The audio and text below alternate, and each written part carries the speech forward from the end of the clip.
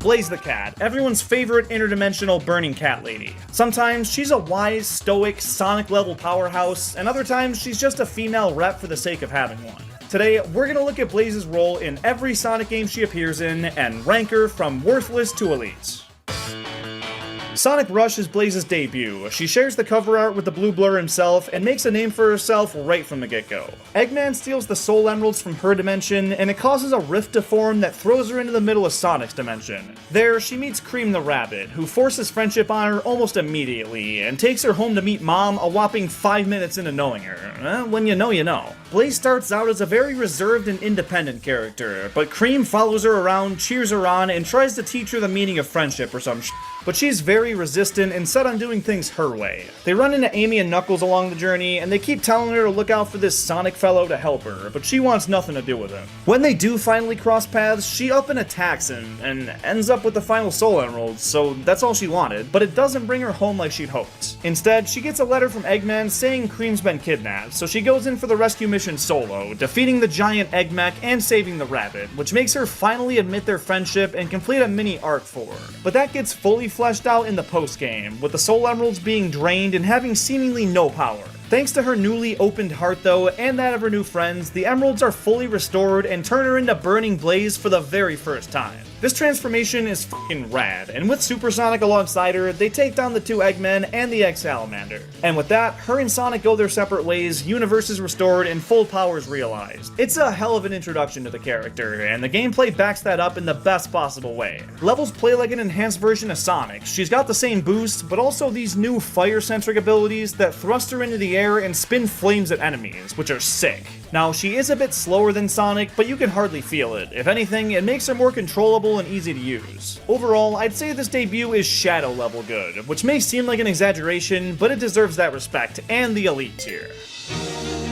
Sonic 06 fully retcons Blaze's character just a year after establishing it. Instead of being from the parallel Soul dimension, she's now from the destroyed future alongside Silver, most likely because of her mad popularity and the devs wanting to work her character in somewhere. But she takes a backseat in terms of plot importance for most of the story, instead serving as Silver's sidekick and moral support. When they travel to the past, it splits the two up. Silver goes hunting down the Ablest Trigger, and Blaze gets sent to Wave Ocean, where she chills out and gets her one and only solo playable stage. And the thing is, her gameplay is debatably the most polished and fun in the entire game. She only gets this one level though, and it takes under 2 minutes to beat. Well, that and a small section in White Acropolis, so she's criminally underutilized. Even in the cutscenes she appears in, she's more of a background character and is hardly even acknowledged by anyone not named Silver. She does go out with a bang though. After Silver tries to steal Iblis into himself, it rejects his body because he's a new brokey. So Blaze steps in and takes one for the team, causing air to dissipate into the air and bring sunshine to their reality for the first time in a long time.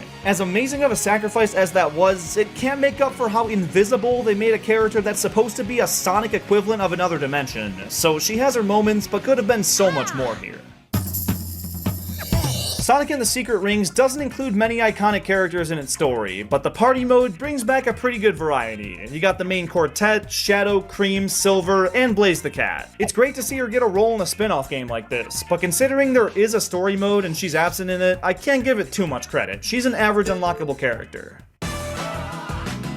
Rush Adventure builds off the first Sonic Rush game and ignores whatever the hell happened in 06. This time, it's Sonic and Tails that are pulled into her dimension, and after tracking the Robo-Pirates to Coral Cave, they find Blaze going after the same bad guys and decide to team up. Instead of having a separate storyline for both Sonic and Blaze, once the team finds her here, you can play as either character throughout the remainder of the game, and she plays about the same as she did in the original, which is awesome. The masterminds behind these pirates turn out to be, gasp, Eggman and Eggman Nega, and they're after the Jeweled Scepter to take over the dimension and finally build Eggman Land. To stop them, Sonic and Blaze take on their super forms just like last time, beat the hell out of the Egg Wizard, and save the day. Doing that much in the climax and being a consistent prime contributor throughout is definitely worthy of an elite tier.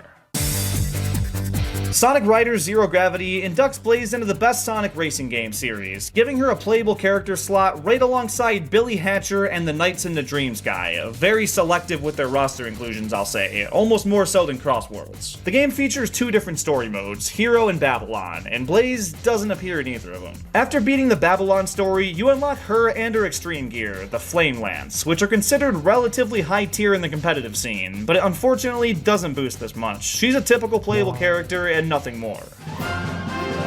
The Mario and Sonic Olympics series has had 6 entries over the years, all of which include Blaze as a playable character. She doesn't miss a single one, which is more than Silver, Rouge, or even Metal Sonic can say. But these games blend in with each other more than a paper straw and insert beverage. There may be a tiny story appearance like in the DS version of the Winter Olympics, but nothing to warrant a tier higher than playable, except for the 3DS version of the 2012 London Games. There, she plays a sizable role in the story mode, helping Amy and Peach send out invites to all the Mario and Sonic characters, while also fending off the Fog clones to save some Toads and destroying some dangerous machines. She certainly has some good moments here.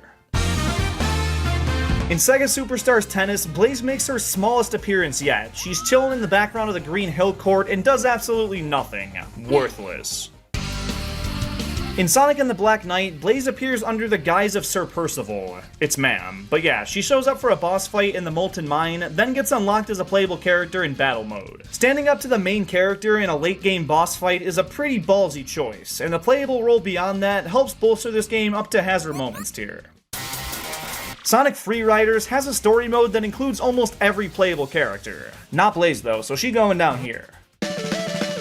Sonic Colors on Wii didn't bring in any returning favorites, but the DS version had quite a few. Knuckles and Rouge, Big the Cat, Cream for some reason, and of course, Blaze. She appears in 2 missions for Sweet Mountain. For the first one, she spots some Eggman badniks and challenges Sonic to go wreck them, and in the second, her and Silver see some robots hanging out by the ride they wanted to go on, and make Big Brother Sonic go investigate to make sure everything's okay. Worthless? Worthless.